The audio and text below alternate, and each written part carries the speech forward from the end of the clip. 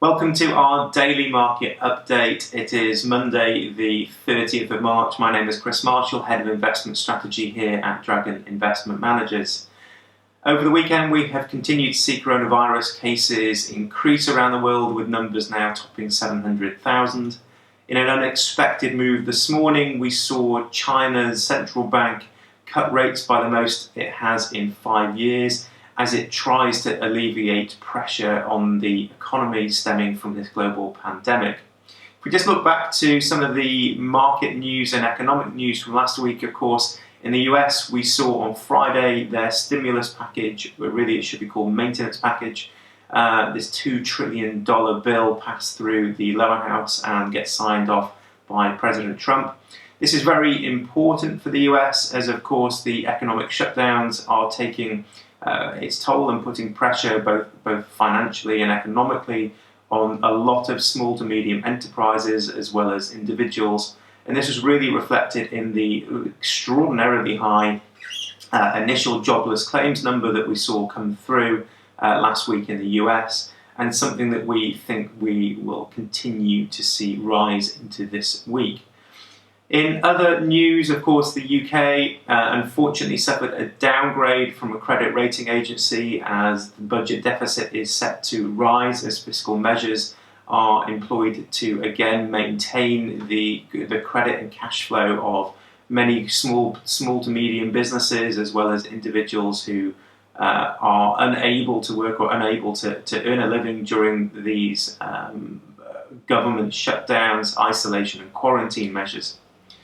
If we look to this theme around the world, I think we're going to start seeing governments separated by their credit worthiness. The UK, we are fairly fortunate in that we have our own independent central bank, which will assist our credit worthiness into the future. The US, as kind of the world reserve currency, the home of the world reserve currency, the US dollar, they really probably have unlimited ability to run budget deficits without really losing too much of a credit status. And Europe can probably piggyback off the strong balance sheets of Germany to some extent. It's therefore some of the other countries that we see probably having to launch fiscal measures, but don't have that credit worthiness and will likely suffer some very big downgrades. South Africa, for example, was downgraded to junk status, and so this is something that I think will continue to come through as a theme over the coming weeks. If we look within Europe, one of the things that we are seeing is, of course, we've not only seen a massive increase in coronavirus cases, but we have also seen the medical infrastructure really quite challenged in both Italy and Spain.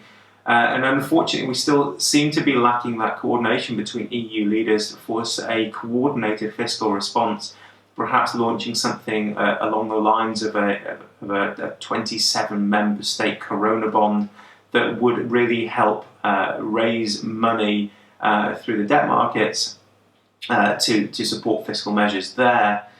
The other thing that we kind of see more on an optimistic level is, of course, the sovereign bond crisis, which we saw really kind of affect Greece in 2011, I believe it was. These things are less likely to happen. Italy and Greece both have more which we should call respectable government in play than they did 12 months ago.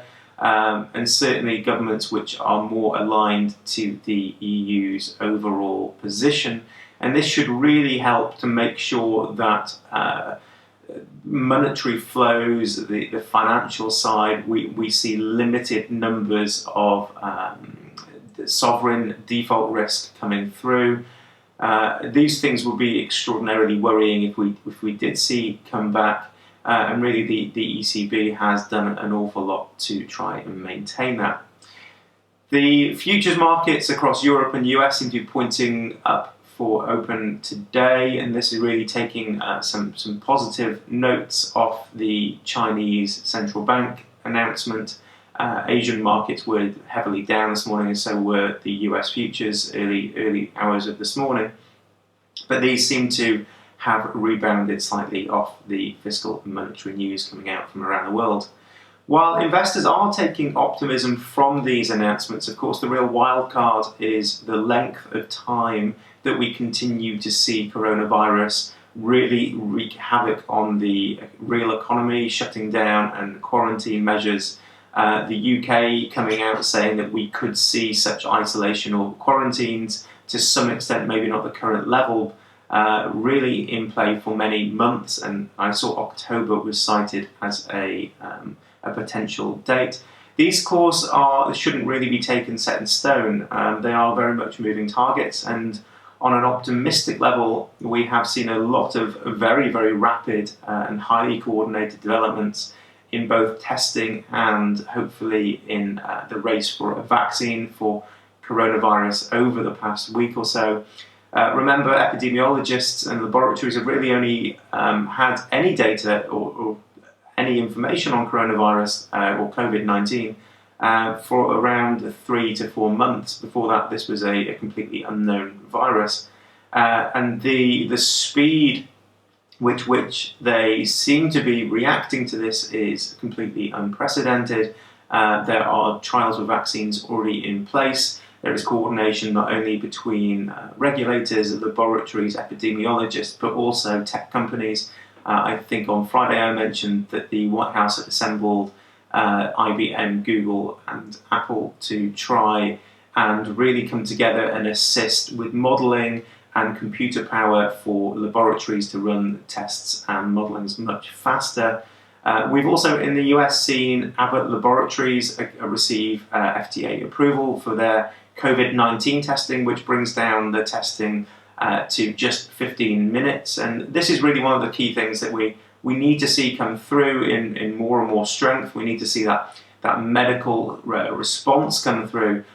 We are, of course, seeing fiscal and monetary response, which should be good for at least a few weeks and stave off some of the worst or kind of the cash poor parts of society and commercial landscape, but we do need to see that medical side come through. While markets are certainly pricing in some recessionary prices, we still believe that we could see some lower points in the market. We continue to run a defensive stance.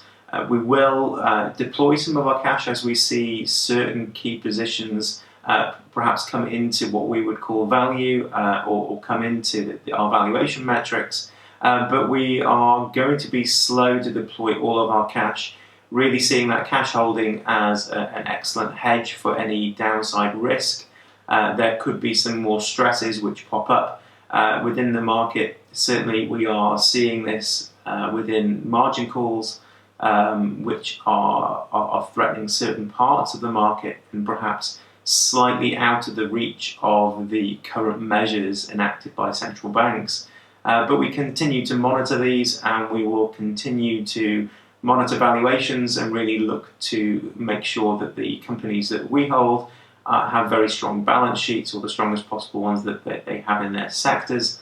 And until we really start to see some headway on testing and vaccinations, I don't think markets in general can really take 100% confidence.